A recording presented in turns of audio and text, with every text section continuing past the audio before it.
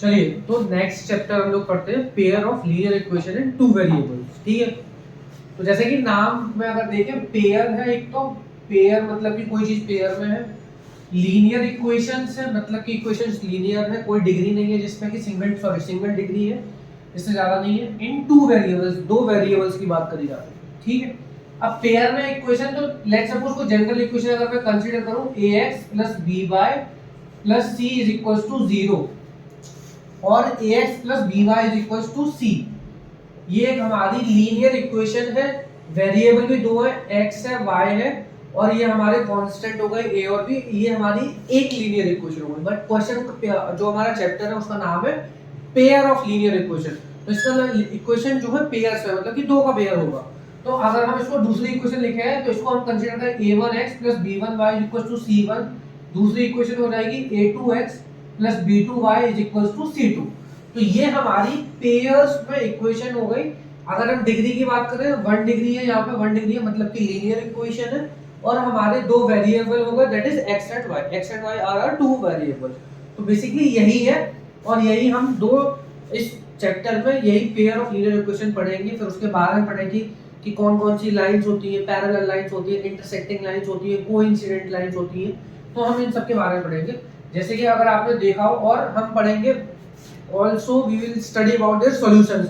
Unique solutions होते हैं, infinitely many solutions होते हैं, नो सॉल्यूशंस होते हैं, मतलब कोई सॉल्यूशन नहीं है। तो सबसे पहले अगर मैं बात करूं, अगर दो लाइंस हैं, अगर इंटरसेक्ट कर रही है, तो ये कहां एक ही पॉइंट पे मीट हो रही है, मतलब कि क्या है। अगर मैं सॉल्यूशन की बात करूं तो इन दोनों का एक ही सॉल्यूशन है, मतलब कि ये यहाँ पे कहीं मीट हो रहा है। मतलब कि एक अगर दो लाइन कहीं पे भी अगर कट कर रही है तो वो बताएगा कि उसके सॉल्यूशंस कितने हैं। तो अगर इंटरसेक्टिंग लाइंस की बात करूं तो वो एक जगह इंटरसेक्ट कर रही है, तो यहाँ पे सॉल्यूशन क्या होगा, यूनिक सॉल्यूशन। यूनिक सॉल्यूशन क्या होता है, सिंगल सॉल्यूशन, तो मतलब एक ही सॉल्यूशन है। ठीक है, दूसरी हम बात करते हैं कि अगर, और ये लाइंस कौन सी लाइंस भी लिख देता हूं, ये लाइंस हो गई इंटरसेक्टिंग लाइंस।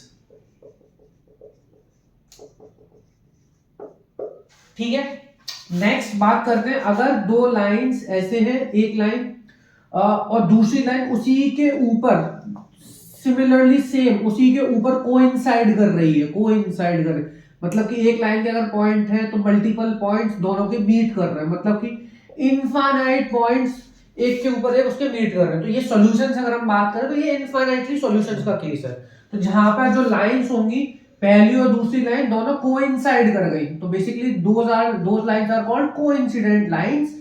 और जहां पे अगर सॉल्यूशंस होंगे वो इनफाइनाइटली मेनी सॉल्यूशंस होंगे, इनफाइनाइटली मेनी सॉल्यूशंस। ठीक है, फिर थर्ड टाइप की लाइन कौन सी होती है, जो लाइन पैरेलल है, मतलब कि एक लाइन ये है, एक लाइन ये है, पैरेलल है। लेकिन अगर हम पॉइंट्स की बात करें, कोई भी पॉइंट्स मीट नहीं कर रहा है आपस में, सारे पॉइंट्स इस लाइन के अपने अपने पॉइंट्स हैं, उस लाइन के अपने अपने पॉइंट्स हैं, तो बेसिकली दोनों के पॉइंट्स कहीं पे भी मीट नहीं कर रहे हैं, तो these are called the parallel lines. और सॉल्यूशन का केस क्या हुआ, नो सॉल्यूशन, क्योंकि कोई भी पॉइंट मिल ही नहीं रहा है। ठीक है, तो सबसे पहले बेसिक तो यही है कि हम इस चैप्टर में पेयर ऑफ लाइंस पढ़ेंगे, और जो कि दो वेरिएबल में होंगी, और जो इक्वेशन होगी वो लीनियर इक्वेशन होगी। ठीक है, तो हमने उसमें different three types of lines पढ़ी। First is intersecting lines. तो इंटरसेक्टिंग लाइंस में one point is common, so therefore the solution is the unique solution. If we talk about the coincident lines, so many points overlap or coincide each other, so we have the infinitely many solutions, and these lines are called the coincident lines. If we talk about the third one, these are the parallel lines in which no points are meeting to each other, so that's why there are no solution in this line, so that's the no solution. फिर उसके बाद जो एक और चीज समझने वाली है, next thing, that is the solutions are also divided into two types, that are consistent solutions or inconsistent solutions. So consistent solutions are those solutions जहां पे हमें एक भी अगर सॉल्यूशन मिल जा रहा है, तो बेसिकली अगर इंटरसेक्टिंग लाइन की बात करूं तो यहाँ पे हमें एक इंटरसेक्टिंग पॉइंट मिल गया, एक सॉल्यूशन तो एटलीस्ट है ही है। सिमिलरली कोइंसिडेंट लाइंस में बहुत सारे सॉल्यूशंस हैं, तो मतलब कि ये जो है वो कंसिस्टेंट परफॉर्म कर रहे हैं, कंसिस्टेंट है, तो these are given as consistent. जहां पे हमें एक भी सॉल्यूशन नहीं मिलेगा वो हो जाएगा इनकंसिस्टेंट। ठीक है, यहाँ पे हमको एटलीस्ट कुछ ना कुछ मिल रहा है, यहाँ बहुत सारा मिल रहा है, यहाँ एक सॉल्यूशन मिल रहा है, वहां एक भी नहीं मिल रहा है। तो याद करने का तरीका कंसिस्टेंट और इनकंसिस्टेंट में कंफ्यूजन का होता है हमेशा। तो हमको कैसे याद रखना है, जहां पे भी हमको एक सॉल्यूशन मिल जाए तो हमेशा लाइन को विजुअलाइज करो, इंटरसेक्टिंग लाइन कट कर रहे हैं मतलब एक पॉइंट मिल रहा है तो एक सॉल्यूशन तो होगा ही होगा। सेकंड, जहां पे आपस में कोइंसाइड कर गई तो नाम भी कोइंसाइड है, that is the coincident line. तो मतलब बहुत सारे सॉल्यूशंस हमें मिल जा रहे हैं, तो मतलब कि यहाँ पे कुछ, यहाँ पे भी सॉल्यूशन मिल रहा है। अगर जहां सॉल्यूशन मिल रहा है तो वो कंसिस्टेंट हो गई, जहां सॉल्यूशन नहीं मिल रहा है वो इनकंसिस्टेंट हो गई। ठीक है, now the third step is कि हम कैसे पता लगाएं कि सॉल्यूशंस आर कंसिस्टेंट और the unique solution. Then we have to identify is what, कि हमें ये जो उनके क्या बोलेंगे, जो a1x plus b1y equals to c1 है, ये हमारी एक लाइन है। Second line is a2x b2y and c2। तो जो हमारे a1 अपॉन a2 का जो रेशियो होंगे a1 upon a2 and b1 upon b2 is not equal. So basically they are not equal, because यहाँ पे एक सॉल्यूशन मिल रहा है तो ये नॉट इक्वल हो गए, तो ये हमारे यूनिक सॉल्यूशन हो गए। ठीक है, तो हमारे जो कोफिशिएंट है a1 और a2 और b1 और b2, तो हम कोफिशिएंट के रेशियो चेक करेंगे और आइडेंटिफाई करेंगे कि वेदर दे आर इक्वल और नॉट इक्वल।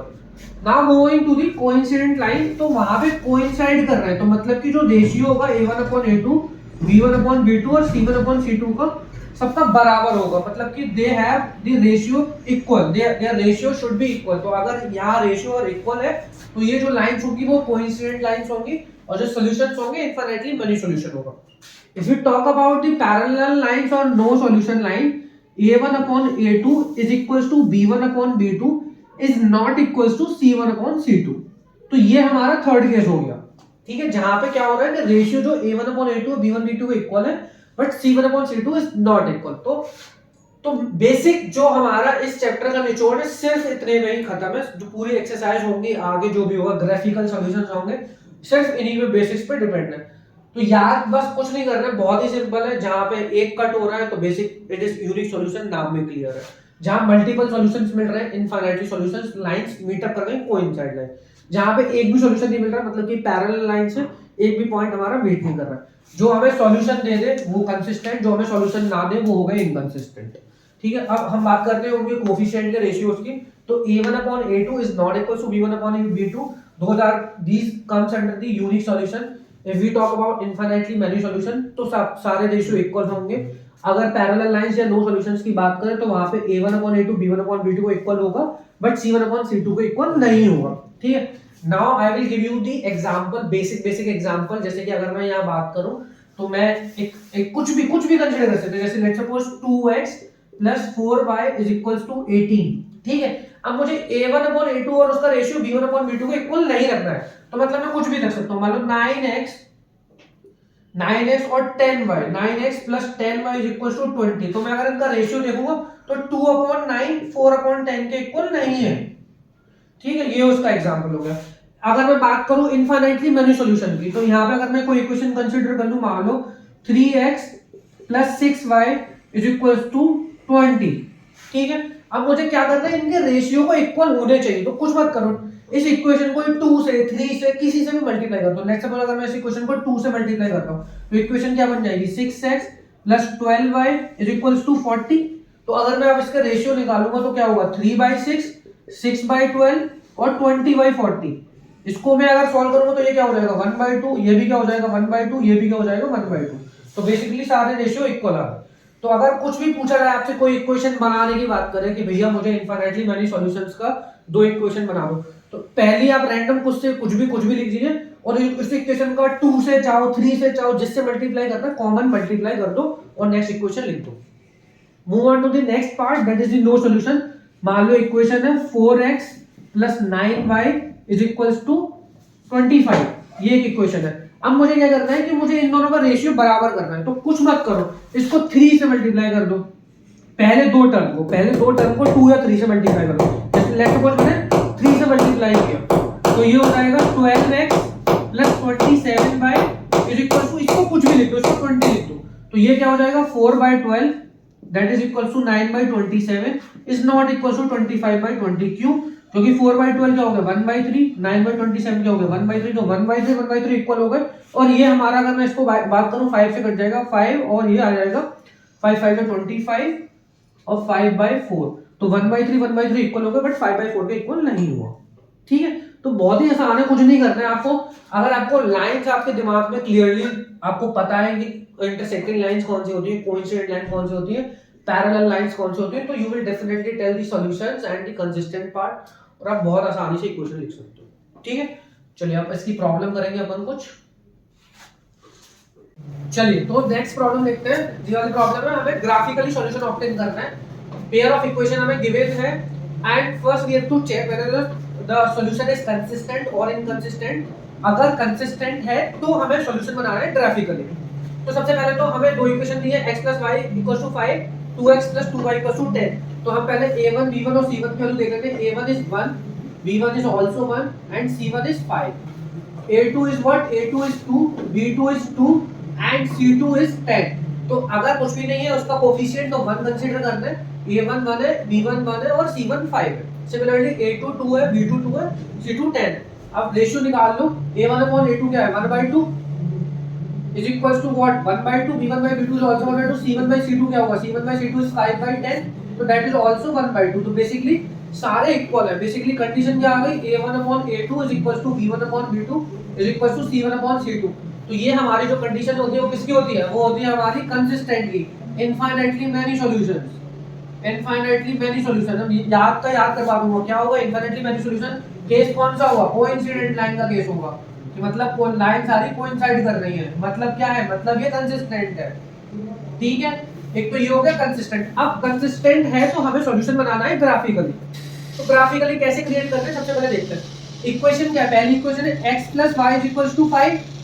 तो ग्राफिकली में आपको कुछ नहीं करना है। ग्राफिकली में आप एक को 0 पुट करिए, दूसरे का वैल्यू निकालिए। तो मान लो आपने x की वैल्यू 0 पुट करी तो y की वैल्यू क्या हो जाएगी 5 हो जाएगी। तो मतलब क्या हुआ? आपने x की वैल्यू 0 पुट करी, y की वैल्यू 5 होगी।